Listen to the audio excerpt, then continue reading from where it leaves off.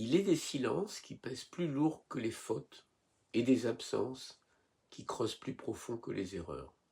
Entre le remords et le regret, l'âme humaine hésite, vacille, comme un funambule suspendu au-dessus du vide de ses propres choix. Faut-il préférer la morsure vive du remords à la mélancolie diffuse du regret? Faut-il choisir la blessure qui saigne encore plutôt que celle qui ne s'est jamais ouverte? Le remords est une braise, il brûle, il consume, il rappelle sans cesse ce qui a été, ce qui ne peut être défait. Il est une mémoire incarnée, une faute qui refuse de se taire. Celui qui éprouve du remords ne peut fuir, il porte en lui la trace vive de son acte comme une cicatrice encore chaude. Mais cette douleur contient une étrange noblesse. Le remords suppose l'action et l'action suppose le courage d'exister. Il y a dans le remords une forme de responsabilité, presque une fidélité à soi-même. On ne regrette pas ce que l'on n'a pas osé, mais on se repent de ce qu'on a fait.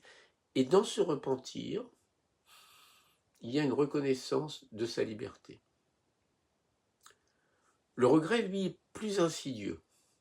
Il ne crie pas, il murmure, il ne brûle pas, il ronge. C'est une nostalgie de ce qui n'a pas eu lieu, une ombre portée sur le passé. Le regret appartient au royaume des possibles, abandonnés, des mots jamais prononcés, des gestes retenus au bord du monde. Il est fait de silence et de bifurcations manquées.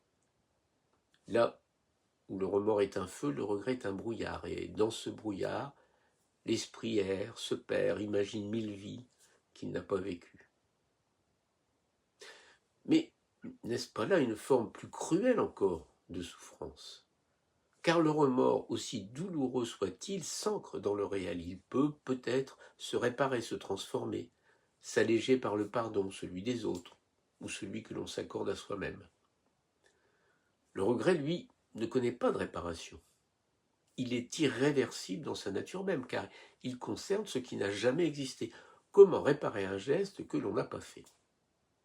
Comment demander pardon pour un silence? Ainsi, préférer le remords au regret, ce serait peut-être choisir la vie dans ce qu'elle a de plus risqué, de plus exposé. Ce serait d'accepter de se tromper, de faillir, de blesser parfois, mais aussi d'aimer, d'oser, de dire. Car toute existence véritable suppose une part d'imperfection. Celui qui ne commet jamais d'erreur est peut-être celui qui ne tente rien. Et celui qui ne tente rien finit par porter en lui une collection infinie de regrets, comme autant de portes restées closes. Pourtant, il ne faut pas idéaliser le remords. Il peut devenir un poison, une prison intérieure. Certains s'y enferment, incapables de se pardonner, condamnés à revivre indéfiniment le même instant. Le remords peut figer l'être dans une identité de faute, l'empêcher d'avancer. Il devient alors non plus un rappel de la liberté, mais une négation de celle-ci. À l'inverse, le regret peut parfois éveiller une conscience, révéler un désir enfoui, inciter à ne pas répéter l'absence. Il peut être une promesse tardive, une invitation à vivre autrement. La question n'est donc peut-être pas de choisir entre remords et regret, mais de comprendre ce qu'ils disent de nous. Le remords parle de nos actes, le regret de nos renoncements. L'un est la trace de notre audace, l'autre celle de notre peur. Et entre les deux se dessine le portrait fragile de notre humanité. Si l'on devait pourtant pencher, choisir une inclinaison, alors peut-être faudrait-il préférer le remords, non par goût de la faute, mais par amour de la vie. Car vivre, c'est accepter de laisser des traces, même imparfaites. C'est entrer dans le monde en prenant le risque d'y laisser une empreinte, fût-elle maladroite.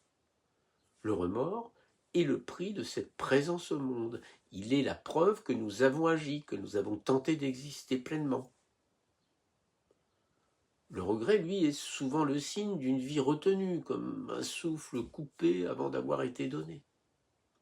Il est le vestige d'un possible qui s'est éteint sans bruit. Et si le remords fait souffrir, le regret peut, lui, dessécher lentement l'âme, la priver de ce qui aurait pu la nourrir.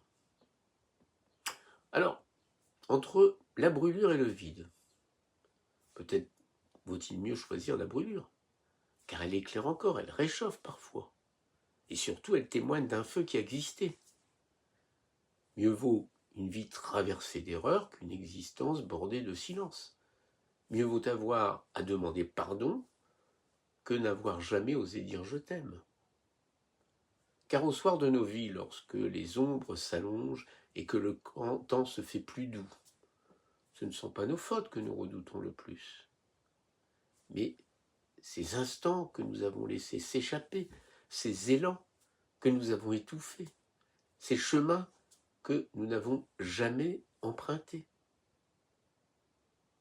Et peut-être alors comprendrons-nous que le véritable drame n'est pas d'avoir mal agi, mais de ne pas avoir vécu.